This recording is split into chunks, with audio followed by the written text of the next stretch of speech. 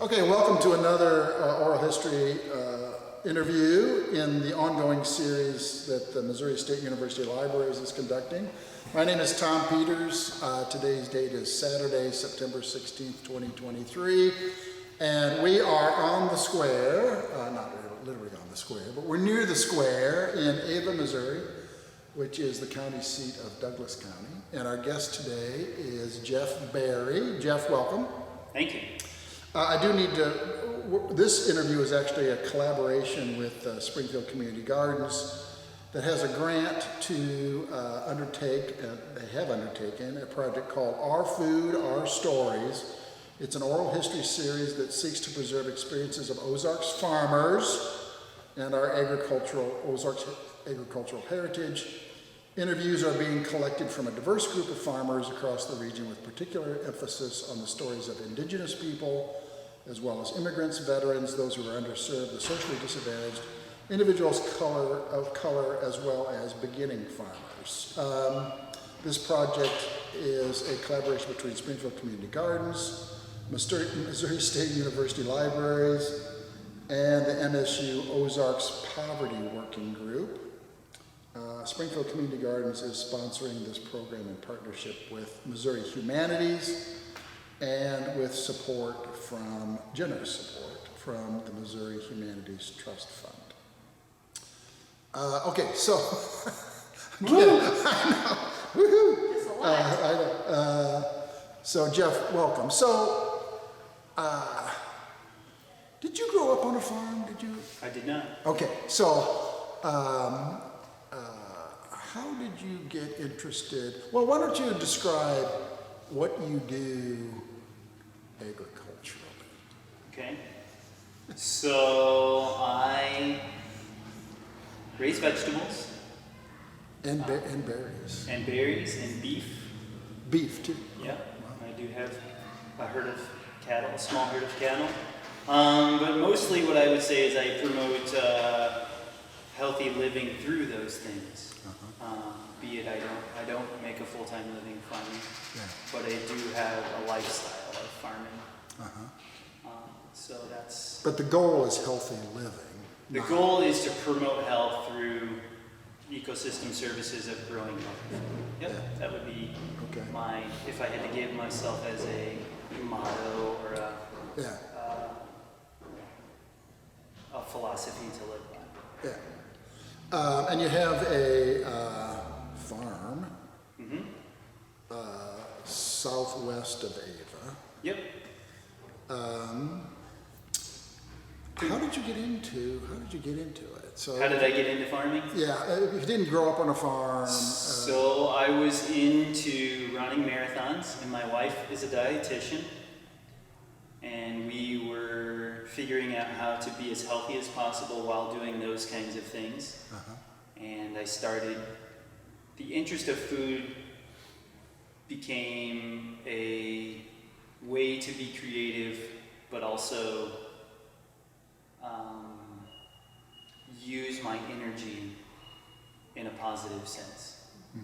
So when we were younger, I came back from running the Duluth, Minnesota marathon, and we stopped at a little town that was 0 franchises in the little town, and they had a taco shop that was a lot of local farms, but it was the vibration between the people and the food and the energy of that kind of thing. I wanted to share that with the community that I lived in, and so I decided I wanted a little deli or restaurant featuring local food. And kind of an intimate way.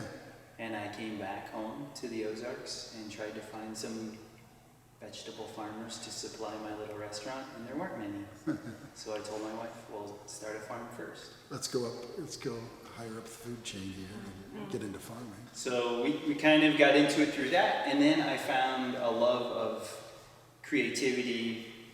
Being a small farmer, you get to do a diverse amount of tasks. So living on a small farm in the Ozarks usually is mostly what people would call a homestead. So you get to chop wood, build things, and plant seeds and tend to various different ecosystems. So we're blessed in the Ozark to have woods and glade and bottom fields. And so having all those diverse opportunities allows my squirrel brain mentality to have a lot of different things to be involved in. Yeah. So how do you, how do you think about your land? What do do you see yourself as a steward of it? Or? So I would say my relationship to a piece of ground, be it the piece of ground that we're currently farming, is there's no other way to describe it other than a relationship. Yeah. And so whatever you do to develop that relationship is either going to be deeper or more shallow. Yeah. And so over the course, we started there in 2008, and it's 2023 now. So over the course of that amount of years. 15 years. Yep. Yeah. The more I put into it, the more deeper the relationship gets. So how has it deepened and changed? I mean, I imagine like interhuman relationship. It's So constantly changing. watching the seasons change, seeing the fruit trees that you planted as a little stick, no bigger than this, become, yesterday my son and I picked a 5-gallon bucket of apples off that tree that I planted that, you think it forever is going to be before you get those apples, but he can literally climb the tree now and pick apples. And this, he's a 7-year-old, so he wasn't around when I planted those trees. Yeah. So that's the relationship that you get to embody. You get to see it struggle, when it's dry here. Yeah. You get to see it flourish when it's wonderful and abundant. So you kind of go in and out of those emotions with the land, and you get to see them expressed. So in 2012, when we had a real hard drought and everything was brown and crunchy, it was hard on me too, not just hard on the land. So I think that's what I would describe as the relationship. Yeah. Also, the deeper end of things is knowing that others have had that relationship before me. My piece of ground shows signs of beaver, when beaver were, prominent here in the Ozarks and aren't now. The garden spot that we have, I find many arrowheads, so there's, relationships there that were long before I was ever around.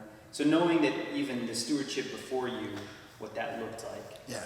The trees that weren't cut that I'm thankful that are there, or the land that was cleared and it was really hard. A lot of the Ozarks fields are surrounded by rock piles. Yeah. And those rock piles were built by people. Yeah.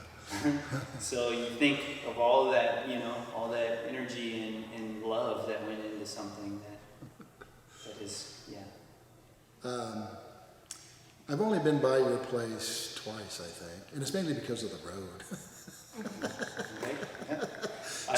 It's a pretty rough road. Not the roughest road in the area, but it's a pretty rough road. Mm-hmm. So it's nothing against your place, but just getting there is a challenge. But the other thing, so I'm still kind of getting to know the Ozarks land, but I just heard someone speak about how different the soil is and the vegetation, depending on whether the land is south facing or north facing. Yeah. And I can't remember on your land, it's in between pretty It would much. be southwest. Yeah. The majority of our property is probably southwest.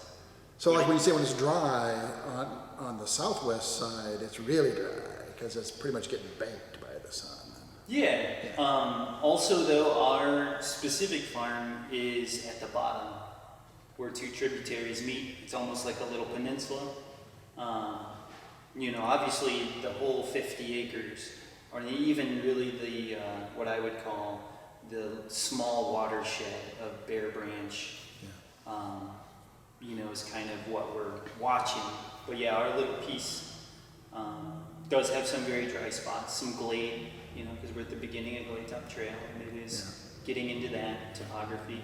I would say that, yes, it is a diversity of opportunities in the Ozarks, depending on where you pick your place to be. Yeah. Mm-hmm. And for people who might be not familiar with the concept of a glade, how would you describe a glade? glade top trail. So a glade would be basically rock outcroppings, so zero soil. No topsoil. Yeah, no topsoil. It tends to be a delicate space. Can't really support tree growth much. Yeah, the only kind of vegetation that would traditionally be there would be grass species and wildflower, forbs and things that grow on very opportunistic, shallow soil. So you have 50 acres? Your farm is 50 acres? Our farm is 50 acres, and then we rent a farm up the road as well. Oh, really? From an older family to support part of the beef operation. Yeah. Mm-hmm. I didn't realize, I knew that you had, work history working with cattle, because we've talked about it. Yeah. But I didn't know you had your own herd. Yep. Yeah. How's that work out? I mean, that's different than growing vegetables. So I got into cattle actually through the vegetables. I wanted to complete that circle of nutrient cycling, and I had some small open fields, and it made a lot of sense to graze an herbivore through the small open fields. And obviously in a small space, goats or sheep would have been, maybe the pick of choice, but the fencing required for those particular animals is much more in depth. So whereas a cattle, you can move a single strand of hot wire and move them strategically through your space, whereas most other ruminants need a little more encouragement. So you move them around. Yeah, so we follow the forage and leave enough residual to not overtax the rebound. So at certain times of year you can graze a little harder, and other times of year you got to be a little more delicate. So they move strategically depending on the weather and the time of year. You also, so I think the first thing I ever heard that you grew was raspberries. Mm-hmm. And I love raspberries, so, I perked up when you said, well, I grow raspberries.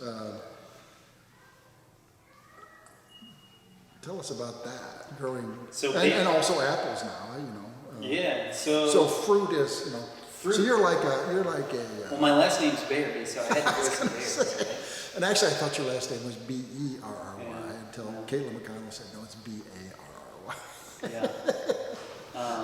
Well, so you try, in the relationship of the land, you try to mimic what's happening there naturally. And naturally, blackberries grow and black raspberries grow very well in the Ozarks. Yeah. So it seemed to make sense to grow some berries. And I liked the model of you pick. So the original thing that we had planted at our farm were 12 100-foot rows of blackberry raspberries in the front field. And this is while I was building our house, so we didn't live at the farm yet. But I planted the blackberries and raspberries with hopes of hearing children running and giggling and eating lots of delicious berries. And there is still some of that, but I also learned that deer love to eat blackberries and raspberries as well. They're also a very dominant thing here in the Ozarks. Today, there was a time where there was I think in the 1920s, 100 years ago, they were almost, deer and turkeys were just almost gone from the Ozarks. Yeah, the abundance of meat in our grocery stores, I think, has helped with that. Now, whether or not we have enough or too much, that people have different philosophies. But the deer are hard on a berry crop. And I do still have a lot of berries, but the ones that are doing best are protected through a fence or in a high top. So it's an unheated greenhouse. An arched. Unheated greenhouse that allows you to have shoulder seasons that have more abundance. So it helps you extend your season earlier in the spring and later in the fall. And then also gives you predator protection and the ability to control rainfall. Yeah. So it does, give you some other options. So I want to ask you about just sort of the history of agriculture in the Ozarks. I'm a town kid, so other than we didn't really have a garden when I was growing up. So it's all new to me. But when I got down here, I'm an Iowa boy. When I got down here, I was fascinated by the agriculture of the Ozarks. And one of the things that fascinated me was there was a time when I think the Ozarks was the largest strawberry growing area in the nation. Mm-hmm. And then there was a time where apple production was huge in the Ozarks. Right. And then there was a time where dairy cattle, you know, if the Ozarks had been a state, Right. it would have been the largest dairy producing state in the nation, bigger than Wisconsin, bigger than California. I think California now is the biggest dairy producing state. So we seem to have gone through these phases of almost like intensive agriculture around certain crops. Yeah. What do you make of that? Is that like, you know, what we need to unlearn, or, you know, it's part of our history, I would say, of the region, of the Ozarks region. I would say the Ozarks have never found a long-term specific crop, because I think hogs were also, farrowing houses and fields were a big thing here. So basically they had the mamas and they would raise the feeder babies out of the Ozarks. You know, I think of something like Kentucky that was known for, or the Appalachians known for tobacco, and the Ozarks kind of tried to pick their own little thing. Yeah. What I've gathered about the history of like milk was everybody had their 8 to 30 mama cows, and they, you know, produced milk and cream for, and Ava, I think it was mostly carnation. So you had something that allowed you to make your payments and be your Cash crop. Your cash crop of sorts. And then the other things you did on top of that were what allowed your family to either thrive or just survive. Yeah, what some people call subsistence farming. Yeah. So a combination of, you know, I should have mentioned tomatoes too. There was a time where tomatoes. Yeah, canneries were a big thing. And pre that was probably lumber. Yeah. You know, pre that, the crop of choice in the Ozarks was probably timber. Yeah. And still tends to be the dominant cash crop in parts of the Ozarks. Yeah. And if I can, you know, who knows when somebody's going to be listening to this, but it's 2023. The next issue of Ozarks Watch magazine, which I think is now at the printer, is on timber in the Ozarks. So, I mean, it's got a huge history. And I kind of think my fuzzy sense is that the 20s was the time when they were really... The biggest boom. They needed railroad ties. The demand was high. Demand was high, and really the impact on the region and the forests was the most negative during the 20s, so about 100 years ago. So that would have been pre-Depression? Kind of pre-Depression, I think, was, and in, you know, then through the Depression. So anyway, I need to read the issue too when it comes out, but it's huge. I agree. Right. It's, and just as a side note, I find it fascinating that there's still a lot of places that make railroad ties, and you'll see semi-trucks hauling railroad ties to some far, I don't know where they creosote them. They call it, I don't know what they use now, but Treat them. they treat them. So it's like raw green ties being hauled somewhere out of the region on flatbed tractor trailer rigs. Still happening today. What surprises me is like a robust furniture industry never arose in the So some of the small towns like West Plains will have a hardwood flooring company. Yeah. I think Mountain View might also have one. So the eastern end of the Ozarks, that would be northeastern, because you know, not getting down into Arkansas. We have to acknowledge Arkansas. I have seen that. Yeah. Here, But compared to like the Carolinas, I mean, when I think of furniture industry, it's like the Carolinas, not well, so not the Ozarks. does the do I get political on that? So, I mean, I think with furniture making, you're going to have high-end craftsmen.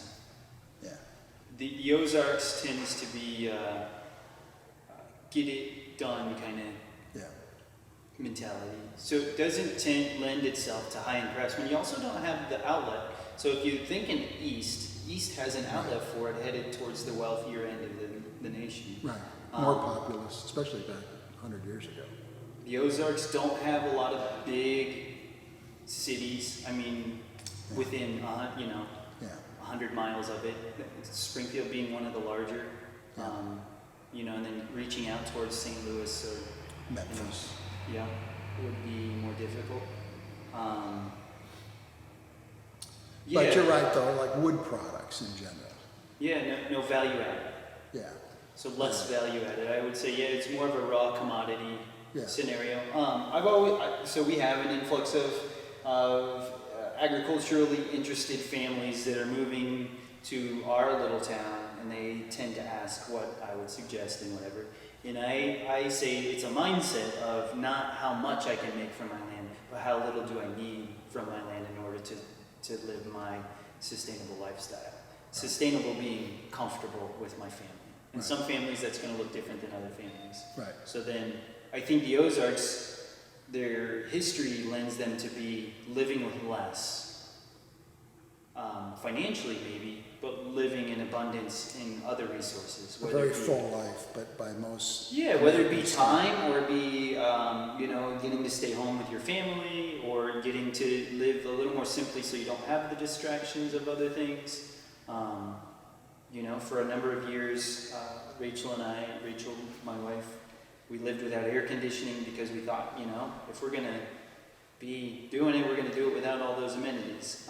But come to find out, when I put in an air conditioner and I slept so well through the night, and it only cost me an extra, $9 a month on my utility bill, it was worth the investment. Yeah. I was willing to make an extra, however much in order to have that. But you made a conscious choice rather than I was just trying, this is what we did. Yeah, I was trying my best to not maximize my needs and minimize my needs and maximize my experience. Yeah. Mm-hmm. Yeah.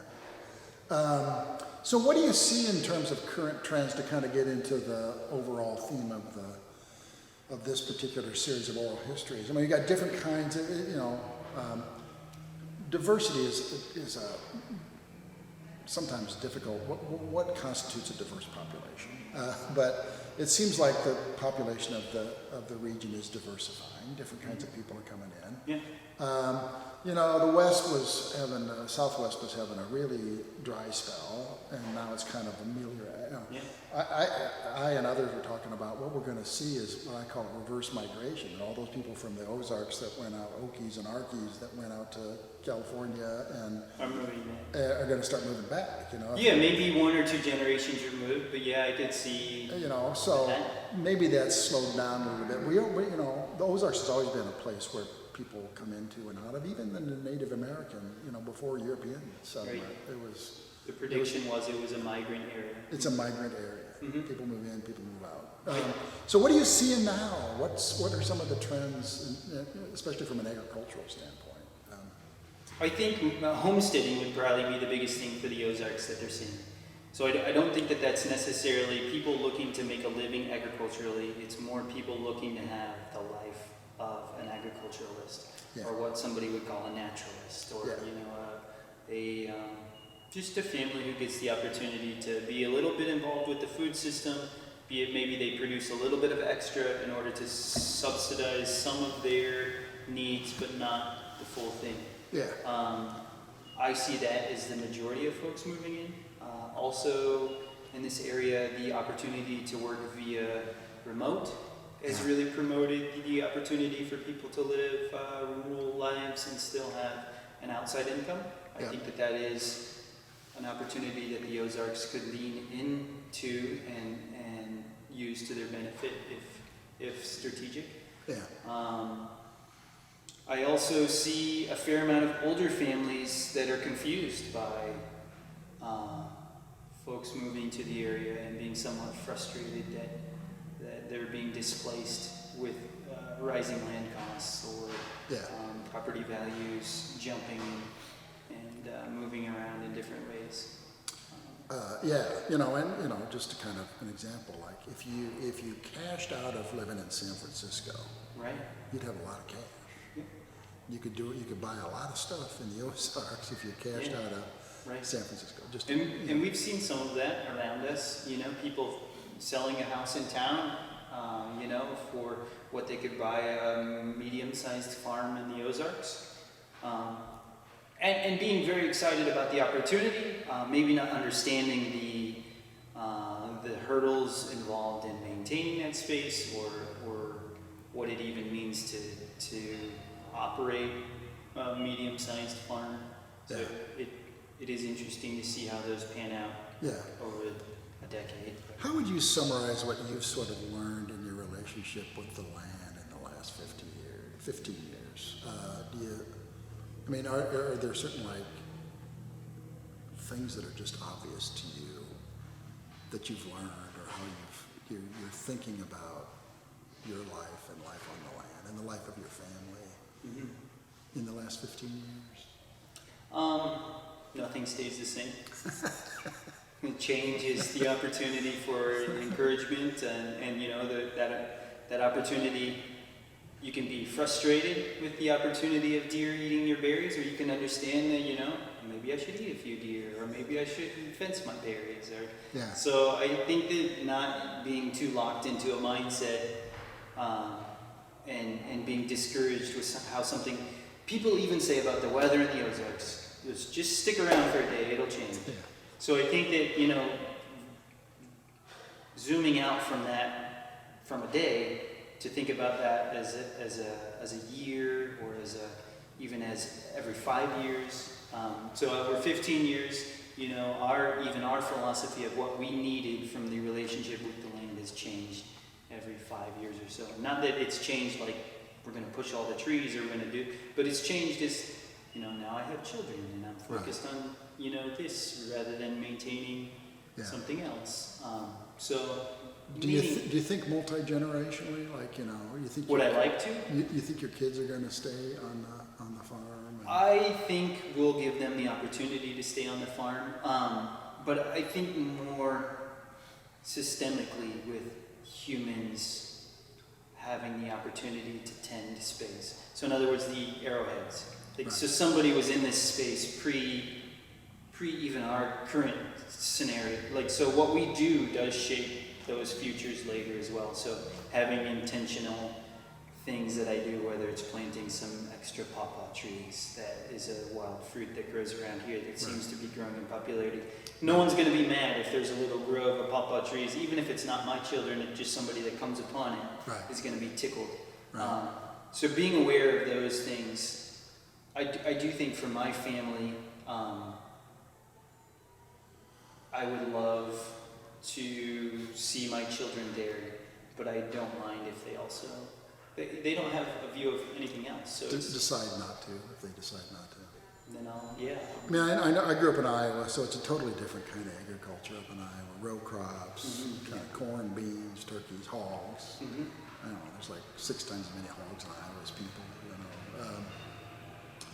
more, I guess I'd call it more intensive agriculture. But that's always been a thing. It's like, are any of the kids going to stay on the farm? Right. And I know of one farm family. I didn't grow up on a farm, but we were friends with a farm family, and they had 2 boys and a girl, and none of them stayed on the farm. I think for my children, even if they don't stay on the farm, the farm is shaped who they're going to be in the future. So they are still taking things that stay with them, no matter where their location is. Yeah. It's almost like an ethos in a way. It's like there's experiences of understanding, where your food is and what it looks like before it comes out of the ground or off the animal. What that animal looks like before it's cut into pieces. That way you can recognize and have that relationship with the beginning of the food allows you to have a different outlook on the end result as well. Yeah. I should have said before we started this, you don't have to answer. If you don't want to answer a question, you don't have to. But do you slaughter your own cattle?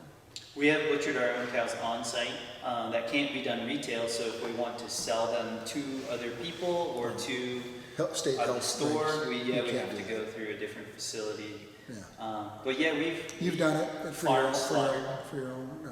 So what's that like? So again, I'm not a farm kid, but just in the past year, I saw my first hog butchering. Okay. Totally fascinating. Yeah.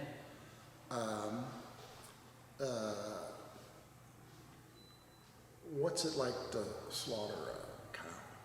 So the cows in the field, I don't separate them off. Because we move our cattle so often, they're comfortable with us walking through the group. So we can get intimately close and allow them to die essentially like a human would say in their own bed. Yeah. You know, so when you extirpate them in the field, the sudden sound of a gunshot is alarming, but not alarming only in the sense of like, what was that? But Right. not like, run away. Right. Was that a clap of thunder? After that happens, everybody else goes back to grazing, and you're moved. I've heard that from others. It's like you'd think like the whole herd would like, rush you or something, stomp you to death. Yeah, but no, it they're does. just like, oh. It's a different type of maybe experience that they haven't learned as a threat, especially if it's from you. Yeah. Now, different animals are different ways, right? Like I've raised hogs as well and farm butchered, and they tend to be slightly smarter. I shouldn't say smarter. They have different emotional connections, and I think they can feel feelings a little differently than cattle. And now, even within cattle, there are certain ones that are different than others, but specifically with my experience with pigs, where they kind of knew there was a certain vibration in the day, and they weren't mad, but you could tell I lived a good life, you took good care of me, I'm going to take care of you. Like there really was this opportunity of gift that was a little more apparent than what I maybe realized before. I've only seen it one time, but that hog was not, it was kind of in a funk before it was put down. Yeah, they tend They to... knew something was up. Yeah, Chickens never, do you have chickens? Or? We have egg layers, but we've had to butcher egg layers before, Yeah. whether by choice or by circumstance. When they just stop laying. Yeah, chicken, what's the... Or they have an accident, Yeah. Sometimes chickens do silly things and we've had to Yeah. butcher them. Do foxes get your chickens? Yeah, we have bobcat and fox and coyotes or neighbors' dogs or all kinds of fun. Everybody likes chicken. Somebody told me that if you're just talking about producing protein, Mm-hmm. not plant-based protein, but animal protein, of all the things that we tend to raise here, so I'm not talking about maybe so much goats or, llamas or, Okay. So the big three. Of the big Pork, three, yeah. beef, chicken. the chickens are the best, the most efficient at converting grain to animal protein. That true? I believe that's true, but the Ozarks does not grow a lot of grain. Yeah. So if you're looking to grow protein in the Ozarks, brush, something that eats brush and grass, Yeah. tend to be the dominant food source. We do, have some feed for our chickens, and we have raised some meat birds before, and they do definitely convert everything faster, but I don't grow grain on my farm. Yeah. Grain of any sort, so it's hard to not lean towards red meat, because even pork has to be subsidized by feed, so that's why I lean towards beef. And then there's, I don't know, again, I'm ignorant on this whole topic, but there's big egg and then there's alternative egg, is one way to sort of think about it. Yeah, okay. I've had big egg people tell me that when I talk about, we used to grow strawberries big time, and once we're dairy cattle, we once were tomato capital of the Right. world and all that stuff. I said, what do you see as like the ideal agricultural practice in the Ozarks? And I've had more than one person tell me, I think it's beef cattle, given the nature of the land. And I would have to say yes, if we continue as a country to raise commodity crops, be it row crops in those other places. Yeah. But if we converted those places back to grasslands, the Ozarks would have a hard time competing with a field in Iowa growing grass. Than they Or would. even just, more diversified agriculture where it's not, literally in Iowa, for a lot of farms, it's corn, beans every year. For, odd years, beans, even years, corn, and just Right. back and forth. And if you get set aside, some set aside money from the feds, then you'll have a life owl for a year or two. And that's like, I would say 90% more of Iowa agriculture is just alternating crops. Yeah. And I've also heard, I don't know if it's true or not, that like now half of the corn crop in the U.S. goes for making ethanol. So it's kind of bizarre. It's a phase. It's a phase. Yeah, well, It's a phase. we It's all a- have, you know, It's a phase. And now, blip in time currently. yeah, yeah. But if I had to pick, you know, what the Ozarks would be as far as if it had a specific cash crop, I think it's just going to be diversity is its cash crop. Yeah. Because the land is so different. You know, the climate is ever changing as far as not climate change, but just it's drastic. You know, we have 40-degree temperature swings. Yeah. We have soil swings that are that dramatic from top of a field to a bottom of a field. So I don't think we can ever pick one certain crop for the Ozarks. I think the farm family picks what they enjoy doing Yeah. and move forward with that. Yeah. Or observe what is working best on their land and move forward with that. And a real rich diversity of what agricultural practices are happening. It's not like figuring out the one that's the best. Yeah. I mean, another neat whatever crop right now in the Ozarks is elderberries. There's a growing interest in elderberries. Yeah. You know, it has to be done pretty intensively. There's not a lot of, you know, you can't have 1,000 acres of elderberries currently and make that happen. That might in the future, but right now we're not. So I think there's an opportunity there to grow maybe more medicinal plants that have a higher value. You know, the Ozarks are also known for ginseng, Yeah. you know, and golden seal. Which So can't really be cultivated, right? Or- it's difficult. You know, you got to have the right environment. You got to cultivate the right amount of circumstances. It takes a long time. You know, sometimes we're a little bit.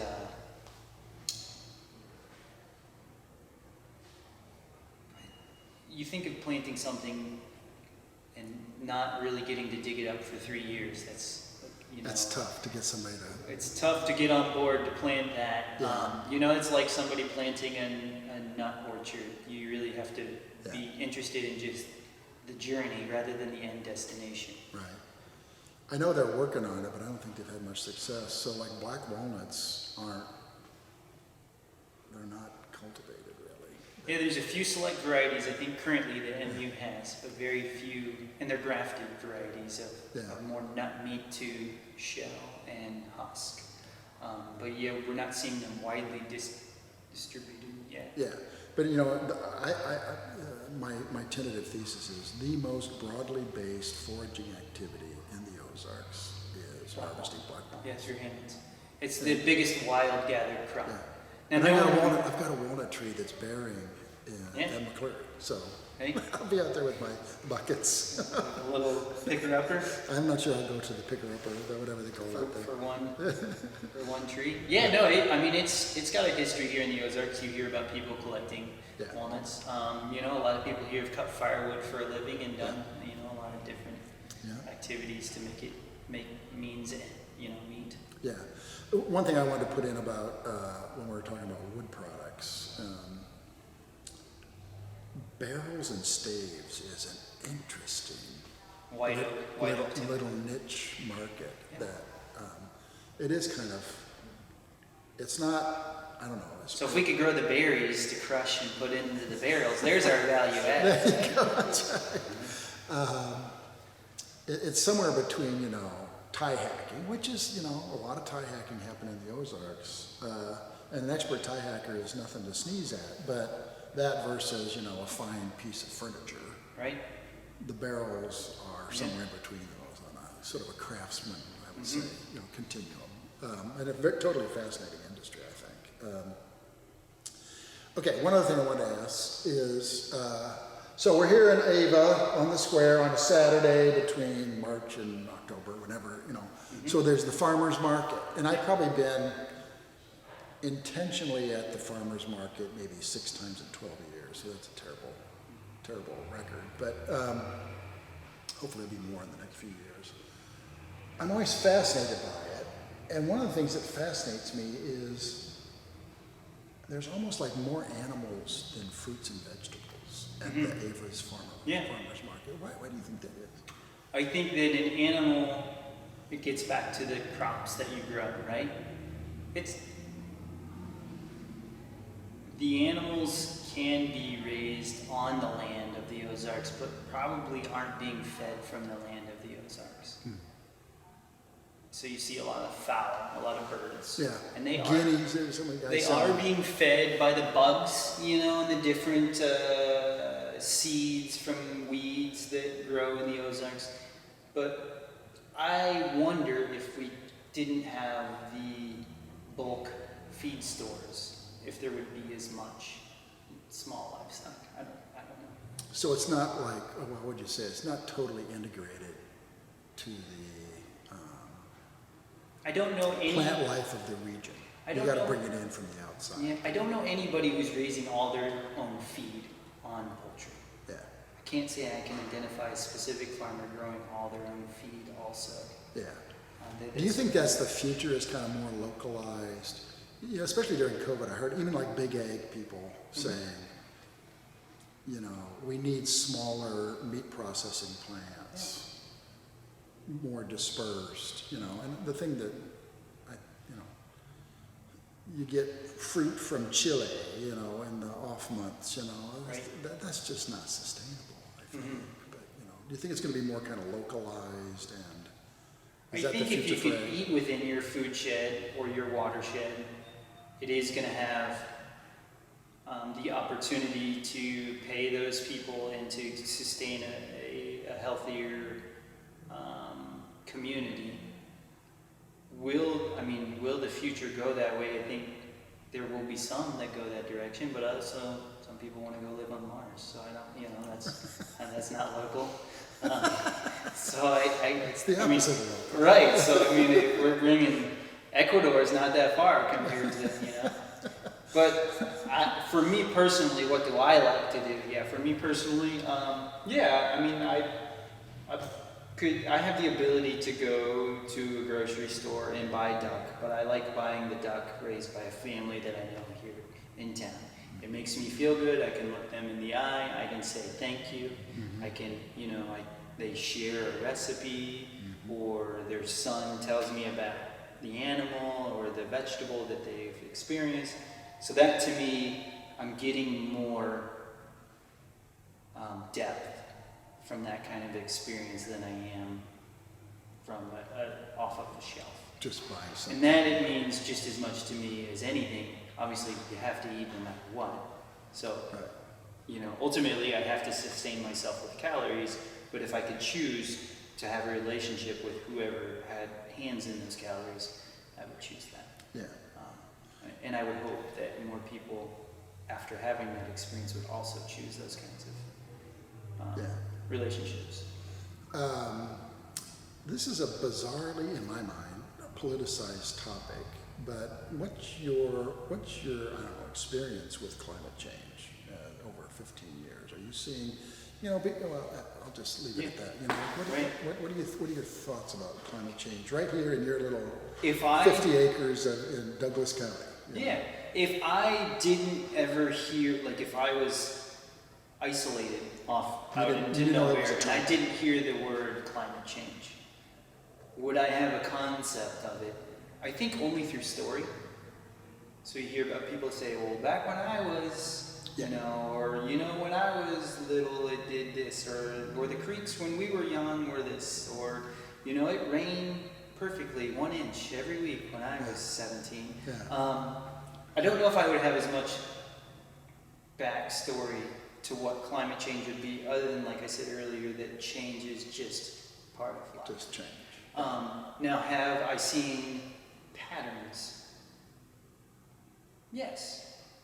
Yeah. But those patterns haven't necessarily been the climate warming. It's been more like, oh, we had 2 or 3 years that seemed really dry, and then this summer it was really nice. Yeah. Or it seems to be that the September is slightly drier now, and February is slightly wetter. Yeah. You know, so Right. I'm seeing trends of weather patterns that seem to be moving, but I can't identify it all moving in one way other One than direction. just What about change. extreme weather events? That seems to be another. Okay, I have noticed in our 15 years that we are getting stronger cells of weather. I would say that is true. Like just this summer, we seem to have a lot of bringing trees down. Yeah. That trees that clearly hadn't been brought down for lots of years are now coming down. Now, whether that's just large shifts, they say that maybe even the Ozarks will head towards more open, like less tree. It'd be more grassland and managed more with fire and I don't know. But just the native people, they would do controlled burns all the time, wouldn't they? Burning is definitely something that this land had a relationship with that has been suppressed for a while. Yeah. And they still do it up in Mark Twain Forest. They do controlled burns. And a lot of people think that's actually good for the local environment. I think just like anything, diversity of management tools is healthy for the ground. You don't want to burn it every year at the exact same time on the exact same week. That probably wouldn't be good for things. Right. But to be burnt occasionally, sometimes in the fall, sometimes a winter burn, sometimes, maybe a very early spring. I see that as... You done any controlled burns on your property? I have done some, Very deliberate. Yeah. Like intentionally set to try to clear forage or maybe change grass. They say that some of the more resilient native grasses needed those fires versus some of the introduced grasses. So a couple of weeks ago, I just happened to attend. There's a new state park over by Branson that they're calling Shepherd of the Hills State Park. It has not opened yet, but they're already managing it. And I went to a presentation on it, and I found it interesting. So the eastern cedar is an invasive species, and they're like seriously culling the eastern cedars out of that. I think it's over 1,000 acres, which is just a task unto itself. Right. They're a resilient tree. Yeah. I mean, so that's just my question is, what's your take on invasive species into this region? How what are the impacts? Can it be managed? Should it be managed? Yeah. So invasive species, I think, is one of those topics that also is divisive. I tend to lean towards, change. Keeping something the way it was in the past is not usually cheap or strategic. Desirable. So, trying to reverse a change in order to keep something stagnant and the same, and not stagnant, I shouldn't say stagnant, to keep something the same as it was in the past, I think is maybe looking at something with a different set of lenses. I tend to look at it more like the problem could be the solution, like what is either telling us about our management, or what is it lend itself as an opportunity. In eastern red cedar in the area, there is a small cottage industry of cedar cutting people. Yeah. They cut 52-inch log cedars and make a living doing it. And I'm not saying that cedar is good for every system. So if I owned 1,000 acres and I was trying to get towards a certain goal, and removing the cedars got me to that goal, then I could see it as a good practice. Now, just saying all eastern red cedar is a terrible thing and we need to, eradicate it from whatever, I don't tend to think with broad strokes like that. Whether it be honey locust is another one in the area that people are frustrated with because it has large thorns, and whether it was introduced or not, people have arguments on that. But I tend to kind of look at something with the light of like, what are you offering here, or what are you telling me? Right. And so I've used cedar on our ground. It's heartwood is rot resistant. Yeah. So we've used it for different various tasks. But I've also removed it from fields where I don't want it to take over. Because I'm trying to manage grass for a specific reason. So I kind of look at it like, those beef cows don't want it through their whole field, but they do love a cedar tree in the wintertime when they can get under it because it has some shelter. Yeah. So it's like breaking the wind a little bit. that there are some good uses for it as Is there anything else you want to say? Like, Tom, I thought you were going to bring up this topic and you haven't mentioned it yet. Or, because I really am like, this is totally beyond my area of expertise. Right.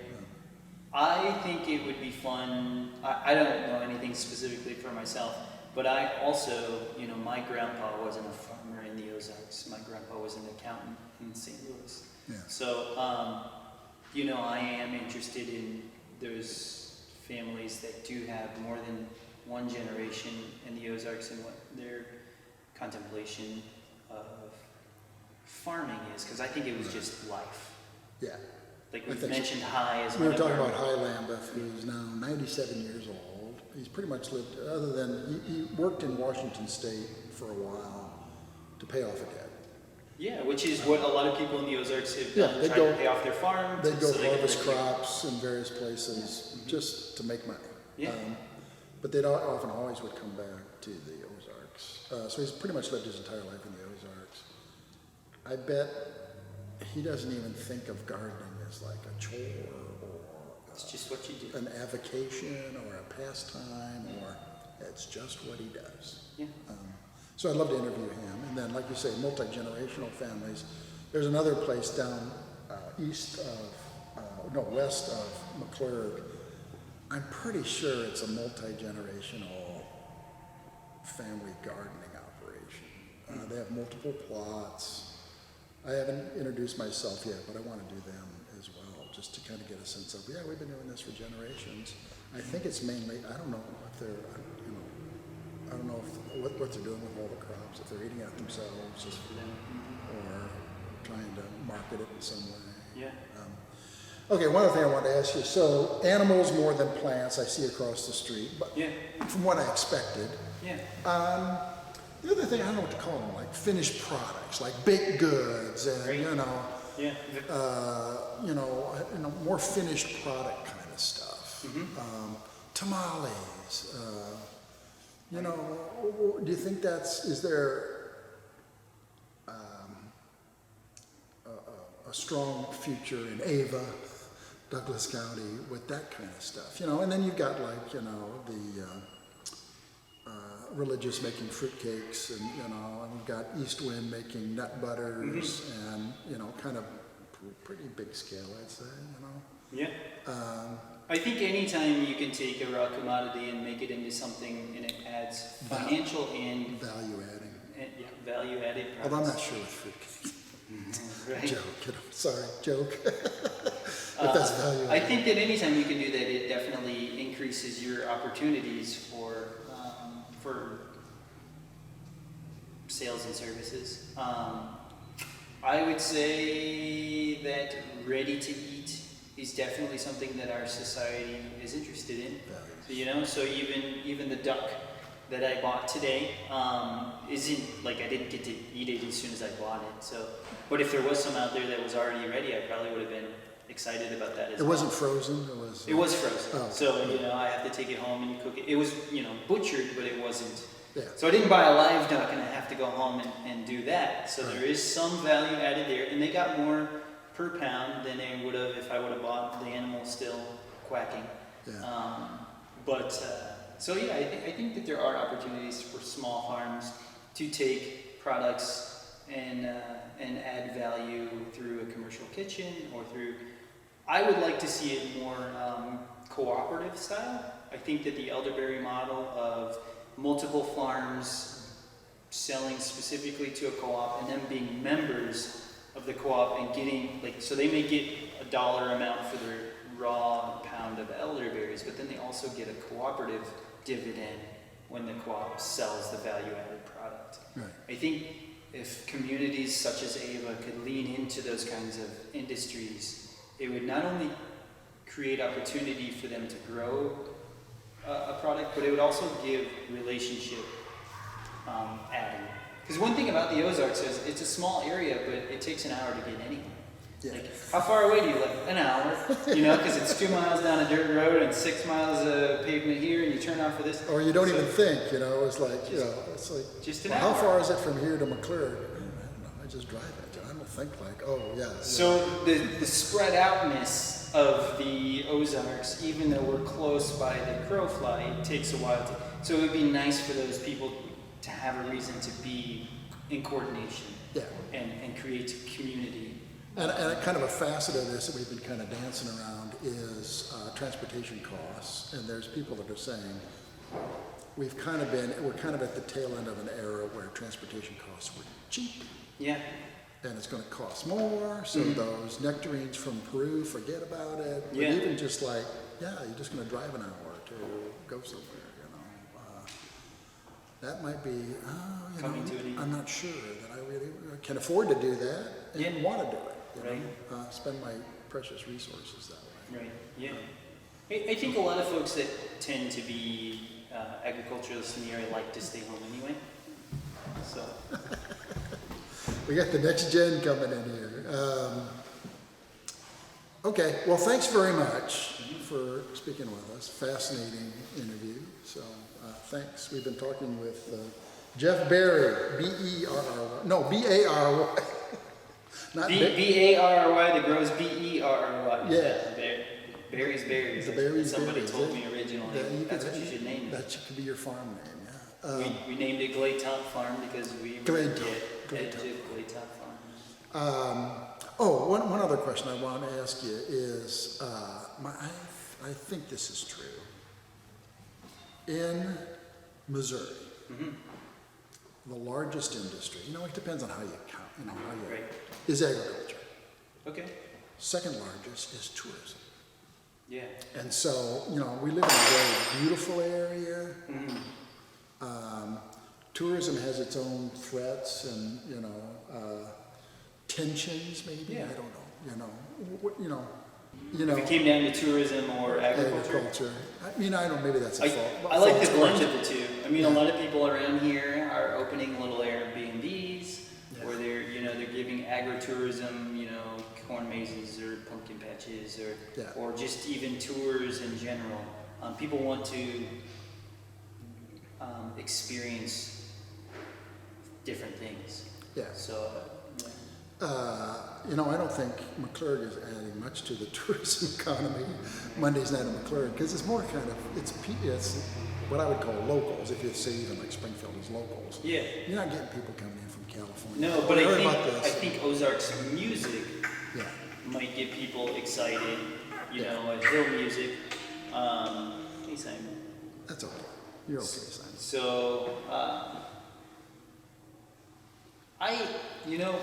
if we were getting a melting pot of the world, does that mean that we're losing those very distinct flavors? Like, is the spiciness of Cajun food less spicy? Yeah. Or as I like to say, barbecue does not travel. Right. You can be getting good Kansas City barbecue and you go 30 miles away and the barbecue will be awful. So, how do you sort of maintain, I don't know what to call it, authenticity or something of the experience? Right. And then the other thing, there's I won't name the town, but there's a town up on the Missouri River in central Missouri with a German descent. It's like Disneyland, you drive through that town, it's like, this isn't real, this is just like, they took something that was real and just made it fake for tourism,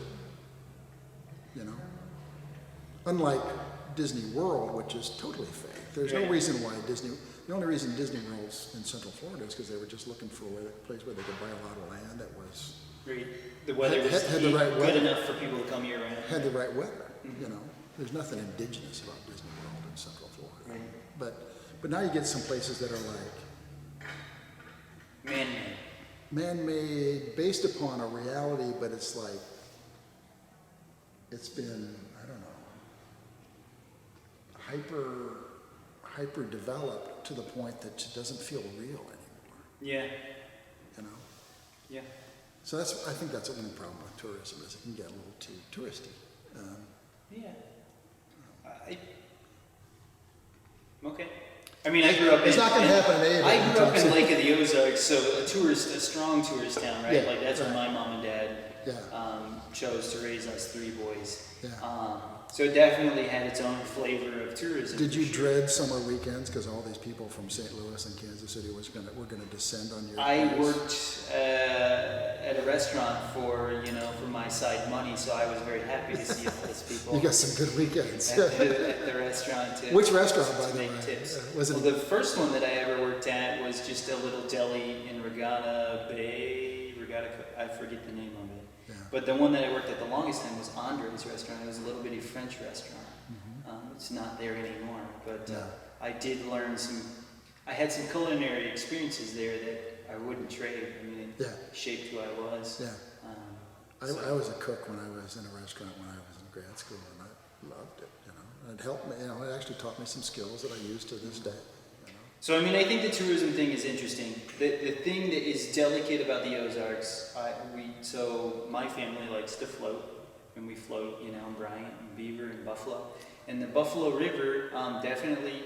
So one thing that a friend had told me was you don't think of your impact because it's so small. But those little small impact, for example, his When example you got was to hundreds me. of people floating the Buffalo. Well, his example to me, because you don't even see hundreds of people sometimes at one time, but a turtle, right? So you have a turtle on a log, sunning, and they have to maintain a certain body temperature in order to keep their eggs Yeah. appropriate. So if every time a canoer They passes slip by, in. they have to jump into the water. Yeah. And you don't think of it the one time you pass by and it jumps in the water, but what if that happens every 20 minutes? Yeah. Versus getting to lay in the sun for a 4-hour period. Then or you 6-hour basically period. change the fertility rates of the turtle. Yeah, so I had never thought of it in that kind of very, Yeah. very minor kind of way. And then obviously Lake of the Ozarks lake experience is different than Bull Shoals or even a Table Rock. Right. You go down to Proton and put in your boat. It's a different thing than if you go to Bagnell Dam and Right. have a boat there. And I'm one of them. It's just like, is this really overdeveloped, like the Ozarks? Right? Yeah.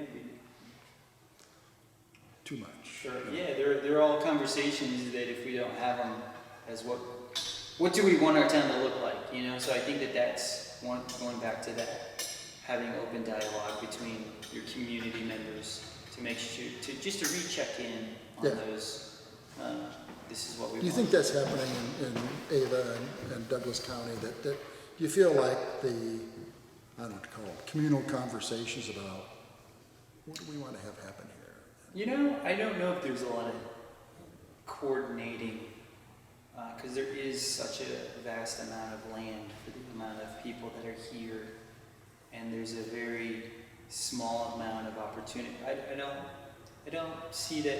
I mean, we get that slightly here at the store because the people that come here have a certain thing, a certain lifestyle that they're living. Yeah. So you tend to be very similar-minded. So we get to have those conversations. But as far as just the general populace, even within Ava, it's pretty, diverse as far as their needs and wants and even their own educational opportunities. Yeah. With Branson, Branson's another some people just hate Branson. They don't like Branson. I think it's a blight on the landscape. Great. Yeah. I find it kind of fascinating because I've been down here 12 years, and when I kind of just started thinking about Branson, initially I thought it was like 3 corporations that were just That owned it all. controlling everything. Right. And it's not. Right.